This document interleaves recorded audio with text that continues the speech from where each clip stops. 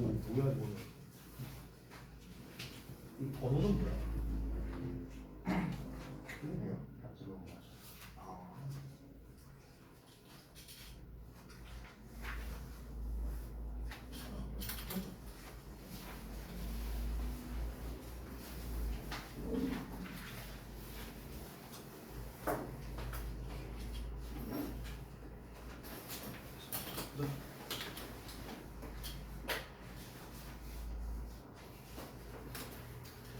아이고 자식아, 어?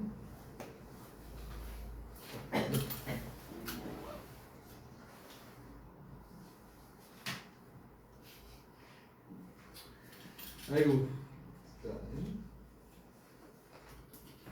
봐봐. 뭐라고? 어렵냐고요? 아, 어려웠다고요?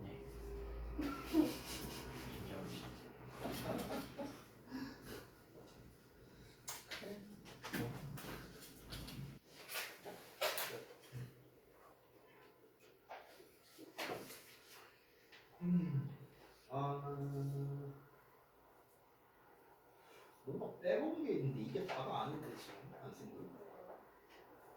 이게 다가 아닌데. 채점을 하다 나갔는데? 이게 끝이냐고? 끝 아니면 어쩔래? 끝 아니면 어쩔래?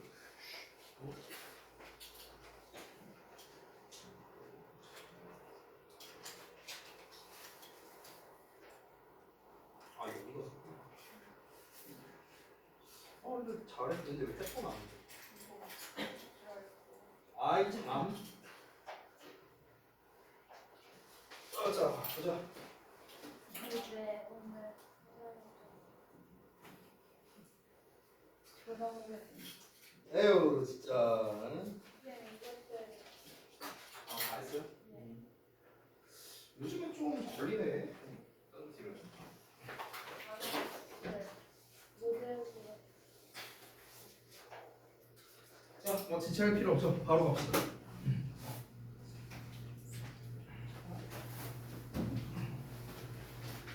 자, 우리가 이제 지난번에 이제 했었던 이제 독후감 2.0 프랑크의 1, 2번만 원래 4번까지 이제 하려고 했는데 그럼 이제 문제 수가 너무 많을 것 같아서 2개만 했습니다. 자, 첫 번째부터 한번 내용을 상기해 볼까? 이게 1번 같은 경우는 되게 좀 오랜만에 보는 거라서 이제 내용이 기억이 안 날 수 있으니까 저도 한번 내용을 한번 상기해 보죠. 어떤 내용이었는가? 성공에 관련된 내용이었네요. 그래서 대부분의 현대인들은 이제 동과 권력을 성공과 이제 동일시 여긴다라고 한 거지만 사실 지금 성공에 대한 현재의 정확한 정의를 내릴 수는 없다라는 게 이 글의 전반적인 내용이었습니다. 자, 그래서 하나씩 볼 건데요. 어휘 문제거든요. 선택형 어휘 문제인데 이 선택형 어휘 같은 경우는 일단 내신에서는 잘 나오지 않는 유형이라고 생각하면 돼요. 모의고사에서는 아예 안 나오고요. 왜냐면 애초에 선택형 문제 자체가 잘 안 나오는 추세입니다. 요새는요. 왜냐면 어법이 됐든 어휘가 됐든 특히 이런 어휘 문제 같은 경우는요. 당연히 A, B, C가 전부 다 어떤 관계? 반이어 관계일 거 아니야. 그렇죠? 그러다 보니까 이제 플러스냐 마이너스냐 이것만 잘 따지면 되기 때문에 그렇게 어렵지 않다라는 거죠. 이 본문의 전반적인 내용이 뭐였습니까? 성공을 돈과 권력과 동일시 여긴다라는 내용이었잖아요. 그렇죠? 이게 이제 이 글의 핵심적인 주제 부분이라고 할 수 있었죠. 그래서 여기서 동일시 여기는 건지 아니면 다르게 여긴다는 건지 이거를 좀 봐야 되는데 앞에 나와 있는 거를 봤을 때 물론 수백만 명의 사람들이 여전히 이렇게 여기는 사람이 많다. 앞에서는 다르다라고 나왔는데 물론 여전이라는 말이 나왔으니까 이거에 상반되는 내용이 나오게 됩니다. 그래서 still이라는 녀석이 단서가 되는 거고 그 뒤에 나와 있는 who이나도 이에 대한 단서를 주고 있는 거죠. 심지어 그 다음 문장에서도 똑같은 말이 나오고 있죠. there 비동사에 still 나오면서 여기에서 next promotion이라든가 next million dollar payday라든가 이런 게 각각 뭡니까? 돈과 권력에 대한 예시가 된 거죠. 그래서 이거를 동일시 여긴다라는 측면이 정확한 정답이 되겠고요. 자, 그 다음에 B번 같은 경우는 살짝 바꿨는데 이제 트리거냐 엘리미네이션이냐. 트리거는 유발하는 거고 엘리미네이션은 제거하는 거예요. 서로 상반되는 내용이죠. 자, 불만족이라는 말이 나왔거든요. 불만족. 그럼 불만족을 유발하는 거냐 불만족을 제거하는 거냐라고 봐야 되는데 여기 앞 내용이 중요하겠죠. 자, 고액의 월급이라든가 아니면은 다음은 승진이라든가 이런 것들이 그들로 하여금 여기서 말하는 그들은 요 사람들이겠죠. 앞에 나오는 이제 그 수백만 명의 사람들 그 사람들이 생각하기에는 만족감을 준답니다. 그들의 갈망에 만족감을 주는 거죠. 그들 자신에 대해서 더 기분 좋게끔 느끼게 해줄 만한 그런 만족감을 제공해 줄 거라고요. 아니면은 그들의 불만족을 종식시켜 줄 것이다. 뭐가요? 이런 고액 월급이나 승진이나 고액 월급이 갈망을 채워준다고 나왔잖아. 갈망을 채워주거나 아니면 불만족 나왔으니까 당연히 불만족을 없애주거나 이런 쪽으로 내용이 나와야겠죠. 그래서 eliminate 적절한 정답 된다. 결정적인 단서는 앞에 나와 있는 will satisfy their longing 이 부분이 결정적인 단서였죠. 자, C를 볼게요. meaningful과 meaningless 나왔습니다. 자, 근데 여기 벗의 기점으로 이제 지금 시점이 달라지고 있어요.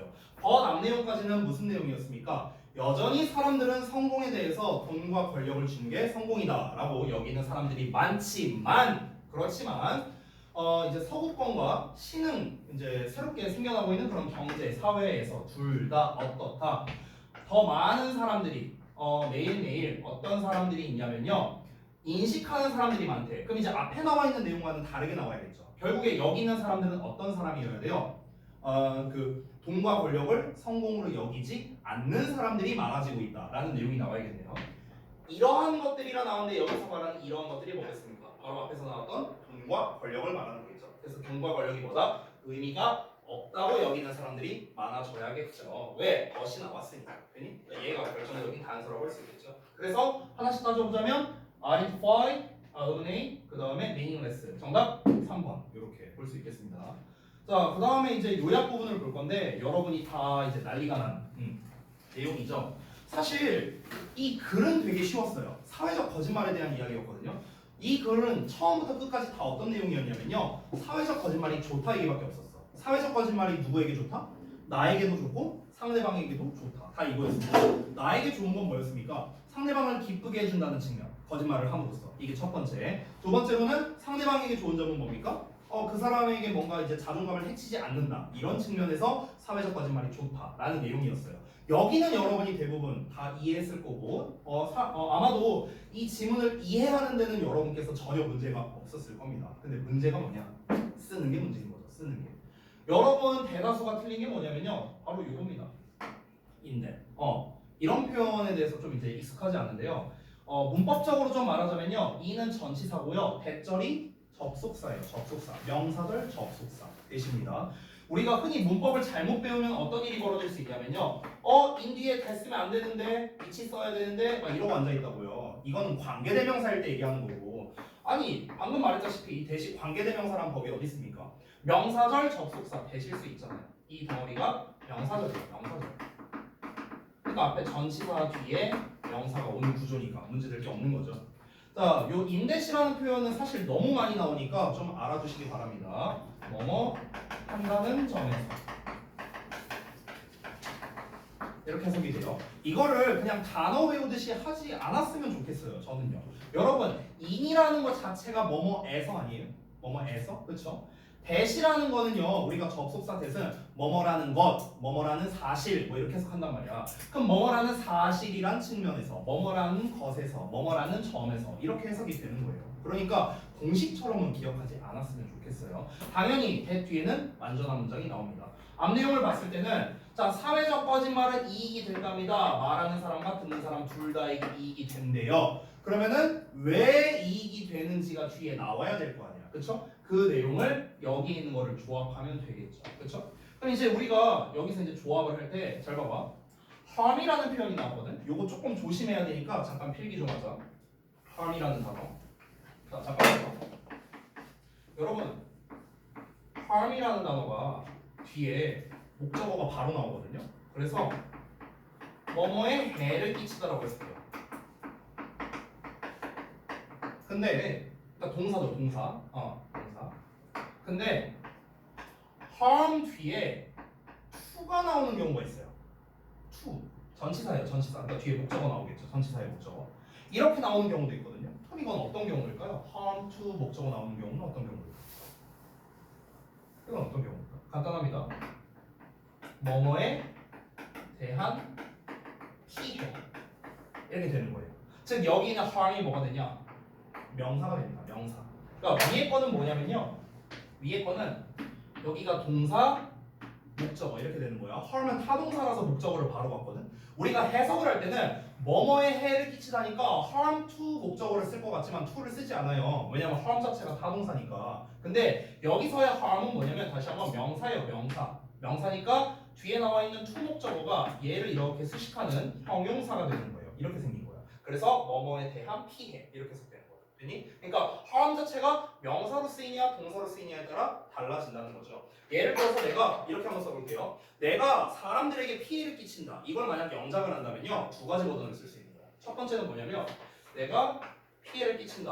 harm people 이렇게 쓰는 거야. 내가 사람들에게 피해를 끼친다. 근데 만약에 harm을 명사로 쓴다면요. 이때 뭘 쓰냐면 do를 쓰거든요. do가 do 다음에 harm을 써요. 그럼 얘 harm이 목적어야. 얘가 동사고 이렇게 생긴 거거든. 내가 해를 끼치다야. 누구에 대한 피해입니까? 다른 사람들에 대한 피해. 이렇게 되는 거죠. 되니? 이 둘이 같은 말입니다.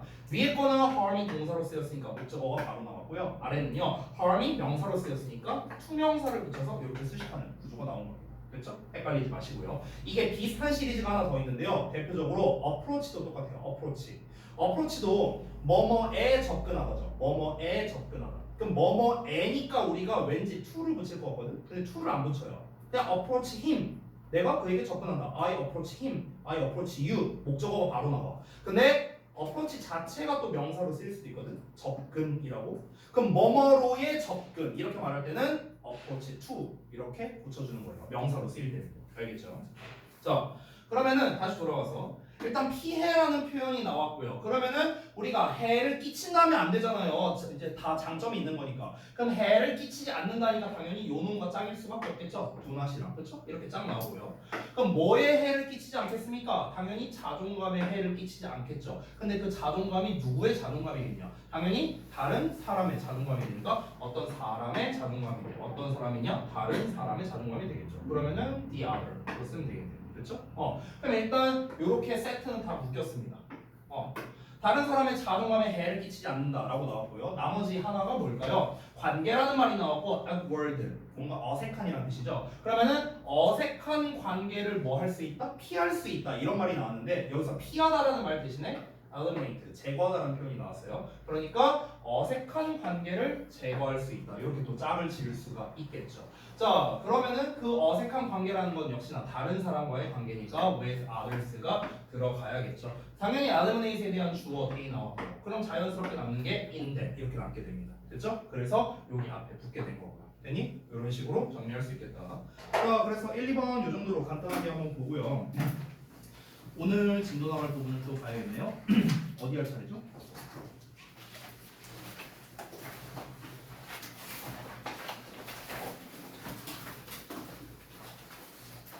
한 4번까지 했던 것 같은데 맞나? 5번 할 차례인가요? 여러분? 기억이 안 나요? 5번 할 차례 맞아요? 오케이, 알겠습니다. 자, 5번을 볼 겁니다. 책에는 2페이지예요.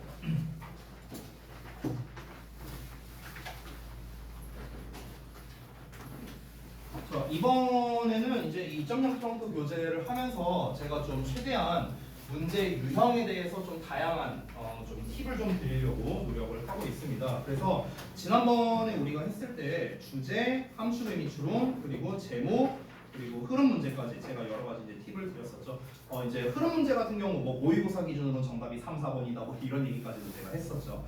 지금 5번에 나와 있는 게 바로 이제 요약이거든요. 요약. 사실 이거는 제가 몇 번 얘기를 한 적이 있었는데요. 여러분이 또 까먹었을 수 있으니까 한 번 더 말씀을 드리도록 하겠습니다.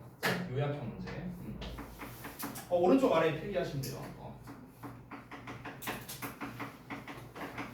자, 요약형 문제야말로 사실 우리 내신에서 우리를 가장 괴롭게 하는 가장 대표적인 유형이죠. 특히 요약형, 서술형에 한해서 그렇습니다. 우리가 방금 전에 한 것처럼 요약형 서술형은요 지문의 난이도랑 무관해요. 그렇죠? 방금 전에 우리가 풀었던 2번 지문도 굉장히 쉬운 지문이었습니다. 근데 이걸 막상 쓰려고 하니까 어려웠었죠. 그렇죠? 그래서 이 요약형은요 모의고사 버전과 내신 버전으로 좀 나눠서 말씀을 드리도록 할게요. 첫 번째 모의고사예요. 제가 팁이라고 쓸게요. 팁. 요약형 문제 팁. 모의고사의 경우에는요 일단 대부분 두 가지 팁을 드릴 수 있을 것 같아요. 몇 번 얘기했던 것 같은데 첫 번째 모의고사에서는요 요약형이 어떤 지문이 많이 나오냐면요 연구 실험류의 글이 나온다 또는 비교 대조류의 글이 나온다 라고 생각하면 됩니다. 대부분 그렇습니다. 대부분. 지금 우리가 읽고 있는 지금 이 5번 지문도 어떻습니까? 시작부터 뭐라고 나와 있죠? In a study. 한 연구에서 나와 있죠. 그러니까 웬만하면 연구, 실험, 조사, 통계류의 글 아니면 어떤 두 가지를 비교하거나 대조하는 글 이런 것들이 전부 다 뭐다? 요약으로 출제하기가 좋은 지문이라고 생각하면 돼요. 요약 출제가 좋다. 됐어? 이걸 이제 모의고사에서 이렇게 나오는데 우리가 이제 곧 있으면 내신 대비가 들어가니까 내신 대비를 기준으로 말하자면 제가 뭐라고 했습니까? 니네가 각자 외부 지문을 학습을 할 때 이런 류의 글이 나온다고 한번 쳐보자고요. 선생님이 막 앞에서 각 담당 선생님들이 막 설명해 줄 거 아니야? 이렇게 두 개가 지금 비교되고 있지? 대조관계지? 또는 자 연구 얘기 나왔네? 실험 얘기 나왔네? 하면서 여러분이 수업을 들을 거란 말이야. 그러면 그때 여러분 머릿속에 뭐가 있어야 돼? 요약 중요하겠다. 이게 머릿속에 바로 떠올라야 되는 거. 알겠죠? 대부분 이런 류의 글은요 애초에 요약으로 문제가 나와 있어요. 이렇게. 근데 우리가 대부분 학교는요 동일한 문제로 출제하진 않죠. 변형해서 출제하잖아. 근데 만약에 니네가 읽고 있는 글이 원문이 요약 문제가 아니었어. 원문이 요약 문제가 아니었는데 연구 실험의 글이거나 아니면 비교 대조의 글이 나왔다? 그럼 우리 머릿속에는 오케이 이거 요약 중요하구나. 그럼 이제 중요하구나까지는 떠올렸어. 여기서 끝내면 안 되겠죠. 뭘 생각해야 될까? 내가 직접 써봐야겠다. 요약을 어떻게 쓸까? 한글로 한번 써보고요. 영작도 한번 해보고 선생님께 검사받고 선생님 제가 요약문을 이렇게 썼는데 이런 식으로 하는 게 맞나요? 또는 선생님 이 글의 요약문을 좀 어떻게 다른 식으로 어떻게 쓸 수 있을까요? 이런 식의 여러분의 좀 뭔가 상호작용이 있어야 된다는 거죠. 여러분이 요약문을 직접 쓸 때 이제 어려워하는 이유가 뭐냐면요. 사실 어려울 수밖에 없는 게 요약의 핵심은 뭐냐면 패러프레이징이에요. 패러프레이징. 패러프레이징이 무엇입니까? 다른 말로 바꿔쓰기라는 거거든요. 다른 말로 바꿔쓰기. 다른 말로 바꿔쓰려면요.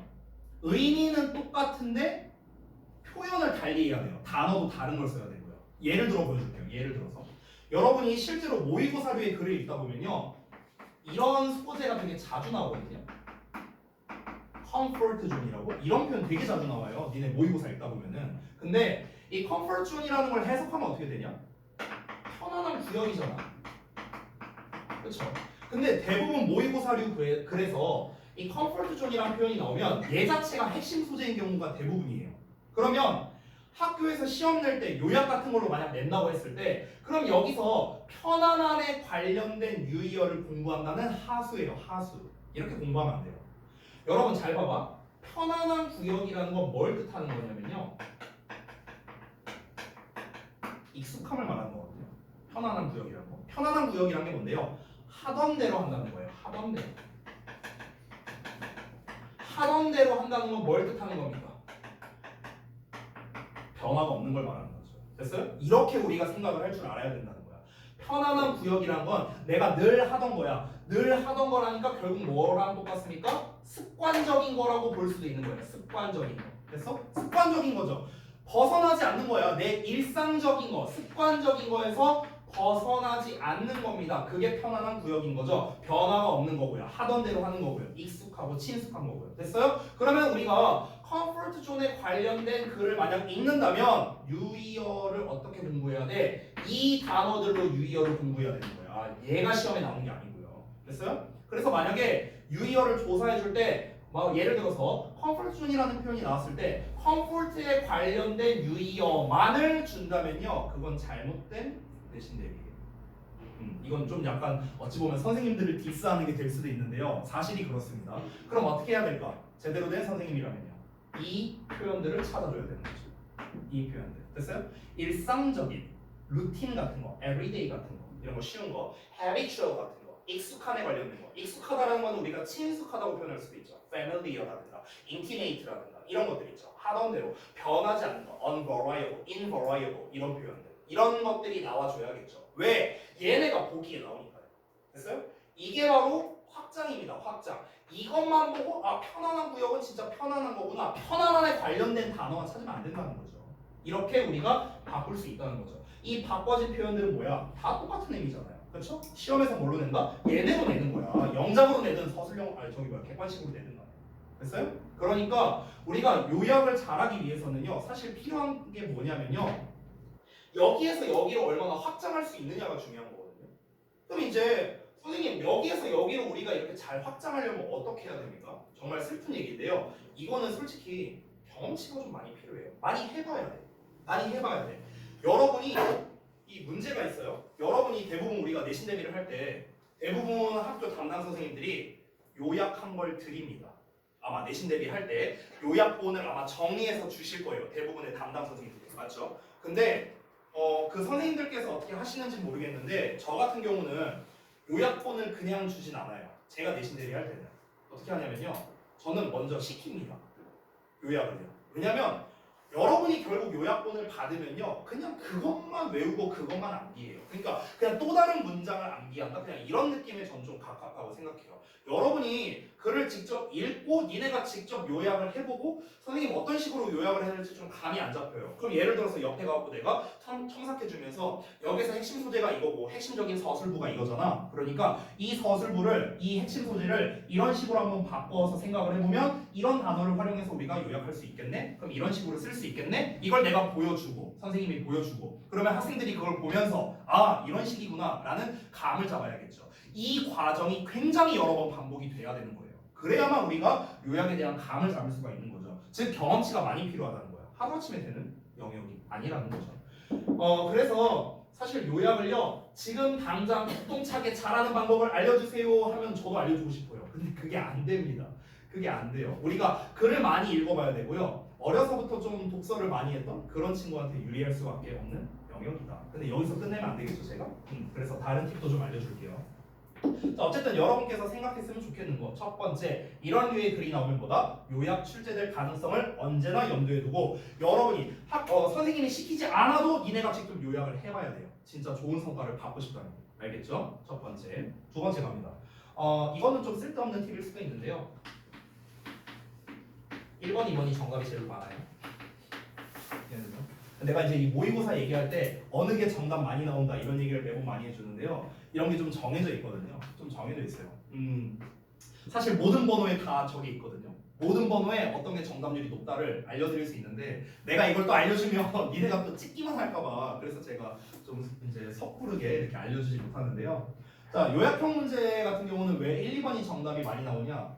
일단 퍼센테이지를 말해줄까요? 1번, 1, 2, 3, 4, 5 중에서 1번이 정답률이요 50%예요. 겁나 높죠. 1번 정답률이 50%야. 나머지 2, 3, 4, 5 합쳐서 50%고요. 겁나 높죠. 그래서 대부분 1번이 정답인 경우가 압도적으로 높습니다. 압도적으로. 1번 아니면 2번인데 2번이 정답률이 제가 정확히는 기억이 안 나는데 20 몇 퍼센트 정도 돼요. 정확히 20%는 아니고 20%보다 조금 넘긴 해요. 그러니까 1, 2번을 합쳐서 이미 4분의 거의 3 정도를 차지하는 거야, 정답률이. 나머지 3, 4, 5 다 합친 게 한 20 몇 프로 이 정도 된다라고 보면 되는 거예요. 됐어요? 정답률 자체가 그렇습니다. 요약에서요 4번, 5번이 정답에 나온 경우는요 전 거의 못 봤고요. 3번 아주 가끔 봤습니다. 아주 가끔 가뭄에 콩나듯이 봤고요. 웬만하면 1, 2번 정답이고요. 여러분이 풀어온 5번 문제도 정답 1번입니다. 미리 말하자면. 됐어요? 그러니까 실제로 많이 나와요. 많이 나와. 이유를 한번 말해줄까요? 혹시 이유 궁금한가요? 궁금하면 말해줄게요. 왜 1, 2번이 많이 나오나? 궁금해요? 됐어. 이 표정들이 다들 그냥 이러고 보고 있어. 됐어. 말 안 해. 넘어가. 자, 넘어갈게. 두 번째. 자, 내신 쪽으로 갈게요. 모의고사랑 비교하면요, 내신에서 나오는 요약형 문제가 압도적으로 난이도가 높습니다. 객관식이든 서술형이든. 서술형은 말할 것도 없죠. 객관식 같은 경우는요, 사실 모의고사 푸는 거랑 비슷하거든요. 근데 왜 모의고사보다 어렵냐? 모의고사보다 이제 여기다 잠깐 쓸게요. 그러니까 모의고사보다 난이도가 높다고 했잖아요, 방금 전에. 근데 난이도가 높은 측면이 딱 하나예요, 딱 하나. 뭐냐? 난이도가 높은 게 뭐가 난이도가 높냐? 뭐가? 어휘 난이도가 높아요, 어휘. 이것 때문에 틀리는 거야, 죄다. 이것 때문에.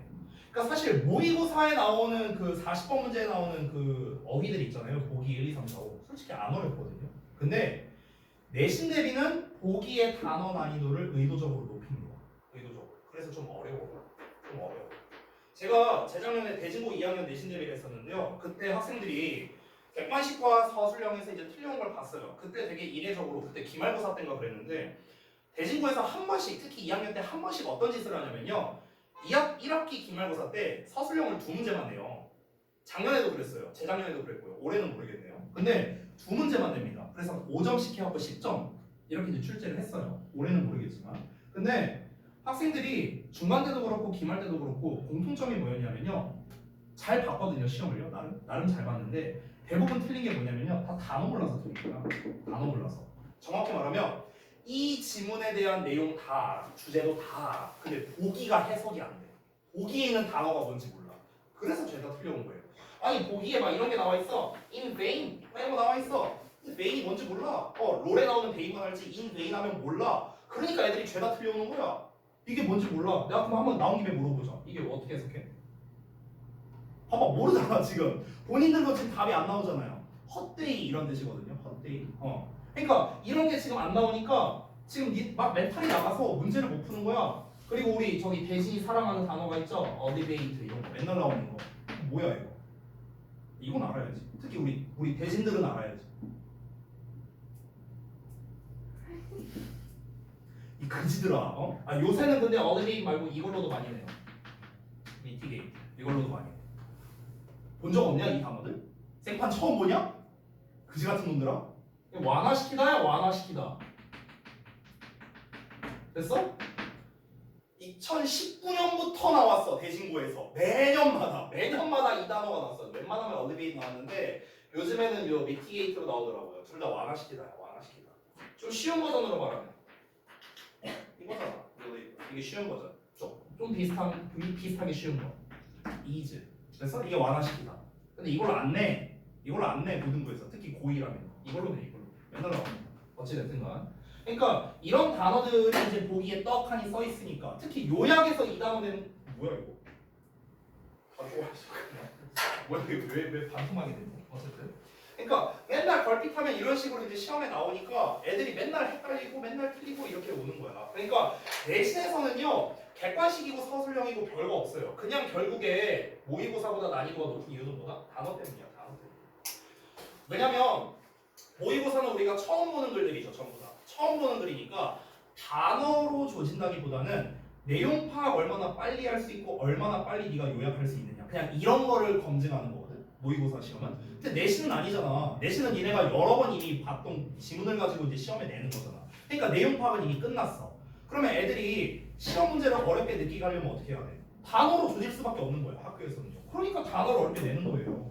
심플하게. 물론 단어를 어렵게 내는 거는요. 특히나 객관식 기준으로 그렇습니다. 객관식 기준으로. 서술형은요. 단어를 어렵게 내진 않아요. 서술형에서 중요한 포인트는 무엇이냐? 구문입니다. 구문 난이도가 어렵게 되는 거예요. 이건 이제 서술형 기준. 그렇죠? 근데 여기서 말하는 구문이라는 게 엄청 특별한 게 나오는 것도 아니야. 엄청 특별한 거라면 예를 들면 그런 거 있잖아. 더비주동 뭐 이런 거. 가목적어, 진목적어 뭐 이런 거 있죠. 이런 애들이 나오는 것도 아니야. 그냥 평범한 관계대명사, 관계부사, 그 전치사 플러스 관계대명사 그냥 이런 거 나와. 근데 그냥 영작을 잘 못해. 여러분. 이제 그러다 보니까 이제 서술형에서 많이 틀리는 거죠. 아까 전에 우리가 풀었던 2번 문제도 어땠냐? 안 어려웠어요. 지금 뭐가 어려워? 근데 맞춘 사람이 단 한 명도 없잖아요. 왜? 인대시라는 거 하나만 알았어도 니네가 틀릴 사람이 없었을 텐데. 맞죠? 그러니까 결국에는 어떤 구문, 어떤 특정한 어떤 어휘 이런 것 때문에 다 틀려온다는 거야. 그러면 이제 여러분 방향성이 간단해졌죠. 우리가 결국에 지금 당장으로서는 모의고사보다는 내신에 좀 더 치중을 해야겠고, 그럼 내신에서 가장 어렵다고 나오는 이런 요약형 문제를 어떻게 해야 잘 풀 수 있겠는가? 결국엔 이게 해결돼야만 우리가 풀 수 있다는 거예요. 구문과 어휘. 여기서 말하는 구문이라는 건요, 주어 동사 얼마나 잘 표시하느냐 그거 말하는 게 아니야. 그게 아니라 우리가 소위 수어라고 외우는 것들이 있잖아요. 뭐 be satisfied with라든가 be interested in이라든가 뭐 이런 것들이 있잖아. 그런 구문 표현, 수거 표현, 뭐 가목적어, 진목적어, 뭐 예를 들어서 뭐 주장, 명령, 요구, 제한, 충고하면 뭐 이제 should가 생략된다. 뭐 이런 것들 있잖아. 이런 구문 표현들, 가정법, 뭐 이런 것들. 이런 것들에 대해서 우리가 얼마나 잘 이해하고 있고 인지하고 있고 그걸 얼마나 잘 쓸 수 있는가. 이거에 따라서 결국 결정나는 거거든요. 이게 결국에는요 시험 범위와 무관하게 기본 실력으로 평가를 하는 거예요. 기본 실력. 너 가정법 과거 완료 쓸 수 있어? 혼합 가정법으로 영작할 줄 알아? 직설법으로 영작할 줄 알아? 이거를 평상시에도 알고 있어야만 풀 수 있게끔 그런 식으로 출제를 하는 거야. 그러니까 어려운 거야. 그러니까. 됐어? 그래서 이거는요 아까 말했죠 단기간에 해결이 안 되는 영역이다. 꾸준히 할 수밖에 없는 거죠. 자 그래서 요약형 문제 팁이라고 하기 좀 뭐한데요. 어쨌든 유형의 특성에 대해서 이렇게 나눠서 설명드렸습니다. 자 그러면 이제 지문으로 이제 들어가서 볼 건데요. 우리가 이 지문을 읽을 때 그러면 조금 더 디테일하게 봐야겠죠. 아까 말했다시피 모의고사 유형에서 주로 요약이 출제되는 거는 연구 실험이 잘 나와요. 특히 이 둘 중에서도요. 연구 실험. 그러면 연구 실험류의 글이 나왔을 때 우리가 글을 어떻게 읽어야 되는가 그거를 좀 보여드리겠습니다. 자, 여기다가 쓸게요. 연구, 실험, 조사, 통계류의 글입니다. 이런 류의 글을 읽을 때는요 거의 대부분은 3단 구조로 되어 있어요. 또는 2단 구조로 되어 있거든요. 자, 첫 번째는 뭐가 나오냐면요. 그냥 편의상 실험이라 쓸게요. 실험 내용이 나오고요. 때에 따라서 실험에 대한 목적이 나오기도 합니다. 실험 내용 또는 목적이 나와요. 실험 내용 또는 목적. 실험 내용은요 일단 무조건 나와요. 얘는 100% 나와야죠 당연히. 실험에 대한 목적은 생략될 수도 있습니다. 얘는 생략될 수도 있고요. 내용은 무조건 나와요. 근데 이 실험 내용이 나올 때 여러분이 파악해야 되는 가장 중요한 게 있습니다. 뭐냐면 여러분 실험이라는 걸 하려면요 대조군이 있어야 되거든요. A집단과 B집단에 대해서 A집단은 어떻게 했고 B집단은 어떻게 했어? 그러면 이 두 집단에 어떤 차이가 있을 거 아니에요. 그렇죠? 그러면 서로 대조되는 어떤 집단이 있어요. 집단 최소 2개가 나옵니다. 최소 2개. 그럼 이 서로 대조되는 집단에 뭘 파악해야 되냐면요. 차이점을 파악해야 돼요. 차이점 파악. 차이점을 파악하는 겁니다. 됐어? 그래서 그 차이점을 파악해서 어떻게 해야 됩니까? 그로 인해 어떤 결과가 나왔는가 이거를 따져야겠죠. 그게 바로 두 번째입니다. 그 실험에 대한 결과입니다. 결과. 이 실험에 대한 결과가 사실상 여러분 주제라고 생각하시면 편해요. 여기가 주제라고 생각하면 됩니다. 이걸 말하기 위해서 이 실험 내용을 보여준 거예요. 자, 이 3번 내용은요. 나올 수도 있고 안 나올 수도 있습니다. 글의 종류에 따라서요. 3번 내용은 뭐냐면요. 자, 그 실험 결과를 통해 알 수 있는 것입니다. 알 수 있는 것. 방금 말했다시피 이 내용은 나올 수도 안 나올 수도 있어요. 이 실험 결과를 통해서 알 수 있는 것 자체가 사실상 뭐가 되냐면요. 이 글의 요약문이 되는 거예요. 됐어요? 이게 사실상 요약이에요. 이게 사실상. 됐나요? 그래서 보통은요. 실험 결과를 통해 알 수 있는 것은요. 보통 그래서 잘 안 줍니다. 잘 안 줘요. 그냥 실험 내용 나오고 실험 결과만 알려주고 이걸 바탕으로 네가 알아서 추론해봐. 이렇게 내는 거야. 됐어? 근데 그 추론이 어렵진 않아요. 어렵진 않아. 자, 그럼 일단 실험 연구류의 글의 특징에 대해서 그리고 글의 구성에 대해서 말씀드렸는데 그럼 실험 연구류의 글이 나오면 여러분 어떤 생각을 해야 될까? 핵심 내용이 뒤에 나오겠구나. 이렇게 생각하면 되는 거야. 알겠죠? 자, 가봅시다 이제. 특징 다 말했으니까 가볼게요. 자, 첫 번째 문장부터 보겠습니다. In a study. 자, 어떤 연구에서요. 심리학자인 라우렌스 스테인버그라는 사람이 있었답니다. 어쩌고저쩌고 이런 사람들이랑 같이 있다는데 중요하지 않죠. 넘어가고요. 306명의 사람을요. 세 나이 집단으로 구분했대요. 야, 나왔네. 뭐가 중요하다 했어요? 어떤 집단의 차이점을 파악하는 게 중요하다 했죠. 그런데 세 개의 나이 집단으로 나눴대요. 그래서 young adolescent니까 어린 청소년들인데 그 어리다는 게 얼마만큼이냐면요. 14살의 나이랍니다. 그리고요, older adolescent니까 19살의 이제 나이래요. 그리고 성인들, 24세 이상 성인들이랍니다. 됐죠? 자, 그러면 여기를 좀 지우고 쓸게요. 자, 이렇게 지우고. 자, 그러면은 이제 대조군을 보겠습니다. 14세 집단, 19세 집단, 24세 집단 이렇게 세 개 집단이 나왔네요. 됐죠? 그럼 이 세 집단을 가지고 이제 뭘 할 거냐? 어떤 심리 무슨 실험? 뭐 이런 걸 하려고 하나 보죠? 아직은 몰라요. 일단 가볼게.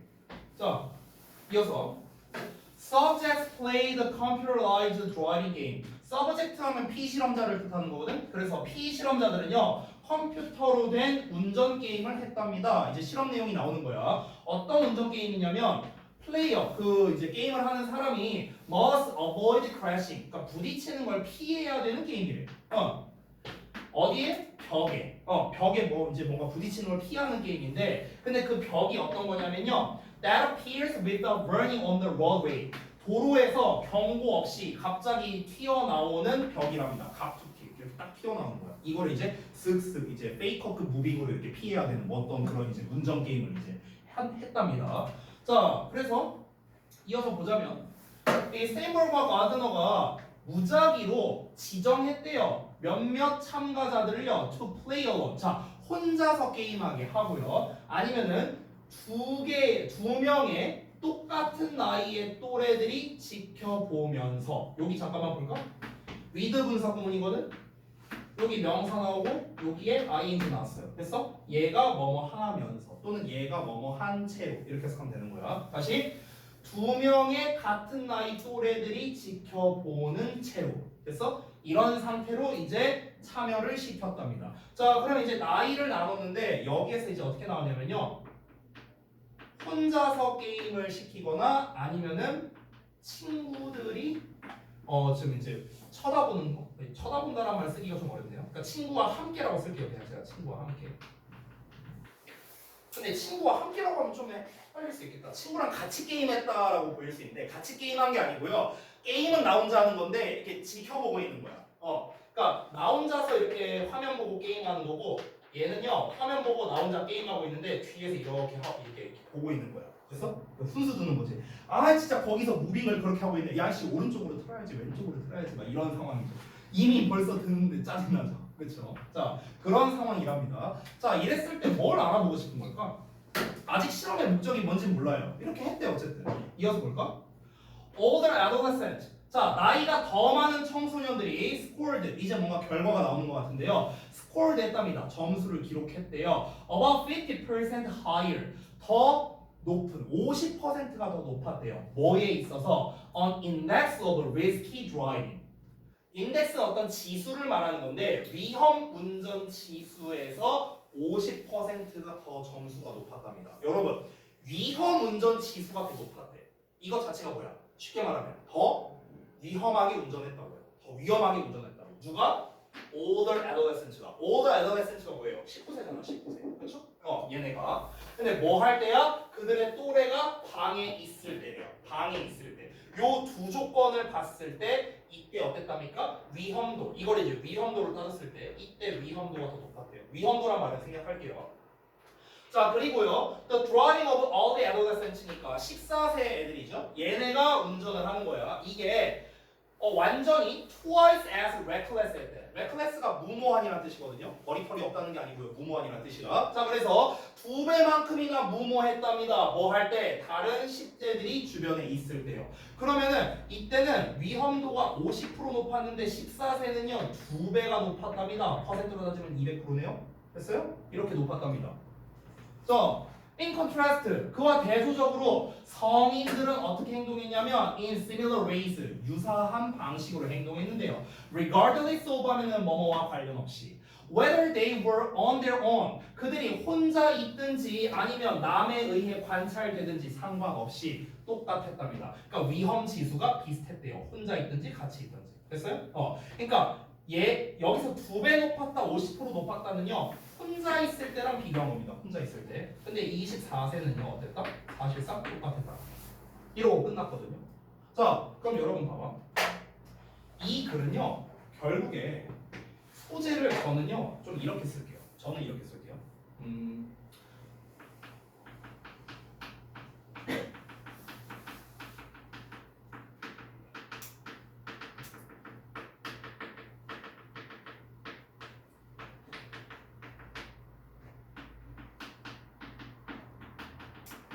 전 이렇게 쓰겠습니다. 소재를 조금 있어 보이게.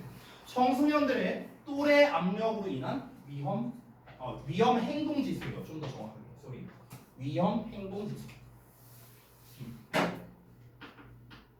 위험 행동 지수. 이렇게 쓰면 좀 더 정확하겠죠. 예전에 아는 후배가 있었어요. 저보다 한 4살인가 어린 후배가 있었는데 이 친구가 어땠냐면요. 이제 제가 이제 20살이었고요. 얘가 중딩이었죠. 그쵸? 근데 이제